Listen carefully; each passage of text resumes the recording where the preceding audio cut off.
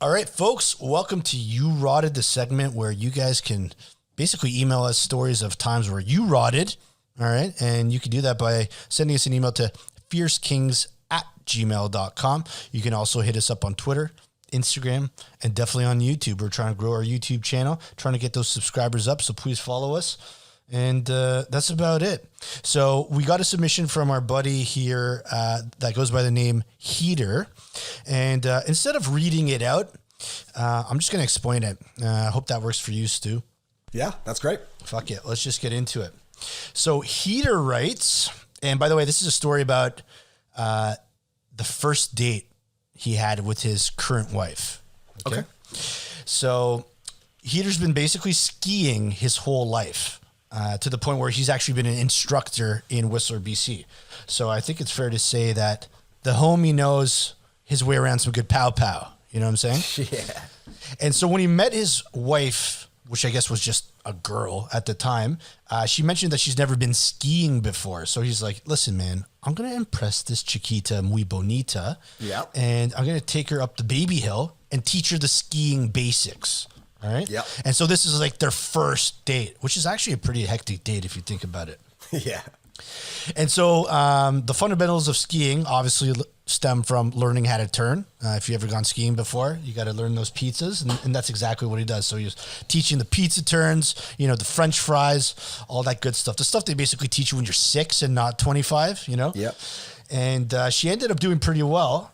So they went to the next version of the baby hill, right? Baby Hill 2.0, if you will. Okay. And the Baby Hill basically merged into the beginner hill. And that beginner hill usually has more competent skiers. It's just like steeper. So starting to get a little bit closer to danger, if you know what I'm saying. Okay. So as they were continuing their pizza turn, she suddenly picked up like a bunch of speed. She must have merged in with that hill. And she started heading towards the trees, kind of off to the side at top speed. Okay. So Heater over here, our boy, had to end up kind of catching up to her and gently pushing her over to like a halt so she doesn't run in. But at that time, it actually caused him to lose control, and he was the one that got propelled into those trees. He pulled a Sonny Bono, eh? He Sonny Bono'd himself. All right. And like the way he states here, a yard sale would be an understatement. Oh, yeah. Oh, yeah. You know, those yard sales are epic. And so apparently every article of clothing was basically hanging off some branch. And the worst part is that he fractured his leg in 2 spots. And then she had to go off. And if you've ever been to a ski hill before, like if something like that happens, like you need to like leave and find the paramedics at the central lodge. So she had to go bounce, find the paramedics while this guy is in the snow, toothless, in shock, and thinking to himself, well, we're definitely not going on another date after this. Oh, yeah, we're through. Yeah, we're through here. Like, I rotted big time.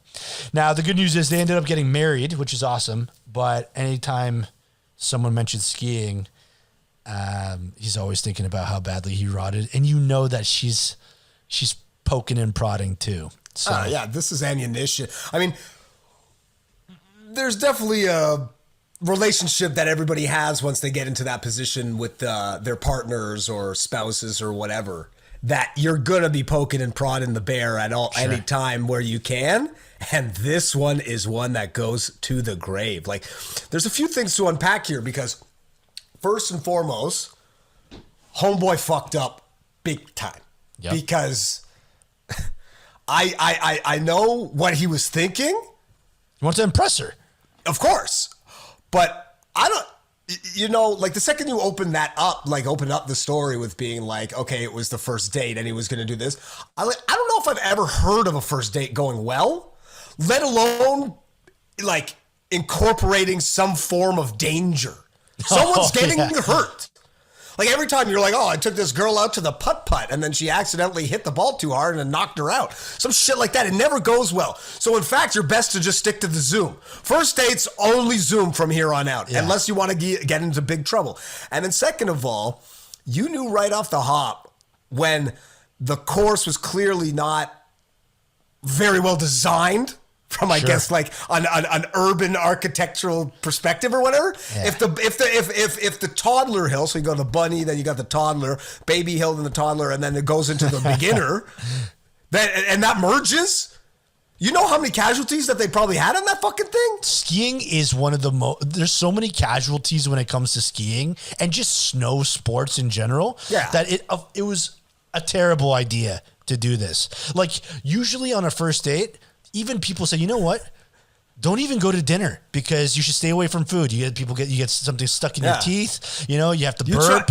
You got an allergy. You try to go to pho for dinner for your first date. Yeah. She might get the wrong impression. She might think that you're fucked up. But it's like, but yeah, it's like that. All that winter sports stuff doesn't jive because it's like skiing and that sort of stuff is an element of massive danger. Apparently, those like what do you call it? Skeleton guys. You know that it's like the single guy instead of luge. Yeah, it's like the single. Head first. Or whichever, whether it's a luge or the skeleton, and it's like basically the bobsled for like one dude. You just want to die, eh? No, apparently for the like Olympics, like anybody can join because basically the Olympic committee is like, you're that fucking crazy that you'll do that. You're on the team. Like I don't even care what time you get. Good luck. Because you just see them just sailing off. Just try not to fucking crash into an ice wall at full speed. Here's your waiver. Don't die. That's all it says. Sign here. Don't die. Yeah. Because by the way, if you do die, zero responsibility on our part. This was all your decision. Yeah. You're signing your death wish. Yeah. Because it's like, even as something as simple as like skating. Like think of, when you take into consideration any sort of winter sport, right? Like I think this is to your point, where you're like skating, you're walking on knives. Plus falling on ice, which is just like fucking concrete, right? Yeah. And skis. I think skis are like gigantic, like swords, basically, right? Yeah. And so you got two Excaliburs right next to you, and the poles, man, and you got the poles too. Like you can basically almost any winter sport you can be impaled by something. So it's like go kick the soccer ball around. Yeah. I mean, you get a bonk on the head or, you might roll your ankle over the like uneven dirt. But if you're basically being like, hey, babe, we're going to go take this lift that takes you 300 meters in the air. And then we're going to have 2 swords and 2 impalers. And we're going to go down at 40 clicks an hour. Let's see how well we do. Yeah. Who wants to hook up after that? Also, you mentioned something. Have you ever been on a ski lift, dude? No, I haven't. I've never gone skiing before. Oh, wow. That's incredible. It's fucking terrifying sometimes. You're hanging off, 30 meters above and like above snow. You're sitting on this chair. If the chair falls, it might be, like I've thought about this many times going up the lifts, probably one of the worst deaths and slowest deaths possible. Because if you think about it, you're getting crushed. Your knees are probably going inside your intestines, and you have to rot for a while as you die, while this thing is like crushing you against the snow. And when it freezes, right? Because sometimes like somebody like a kid falls off at the top, they got to hit the red button and it stops, and it does this swing, and you're just thinking to yourself, why did I take up this sport? It's expensive, and every time I go, I'm on the verge of death. Oh, yeah. Anybody looking around, you're just like, all of these people want to kill themselves in some way. What if they were all on dates? Yeah. Well, maybe it's a great place, as we said with Sonny Bono, maybe it's a great place to get rid of somebody.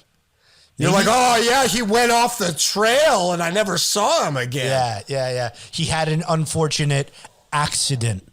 Yeah. We were out at a lovely weekend in Aspen. Now I got a question. Did Heater, like, has he gone skiing since, or did he just pack up the booties? Because he was like, you know what? I just spent $550 for this weekend to break my leg and for this girl to potentially dump me. I mean, it worked out for him in the long run, which was solid, but that was a big fucking gamble, man.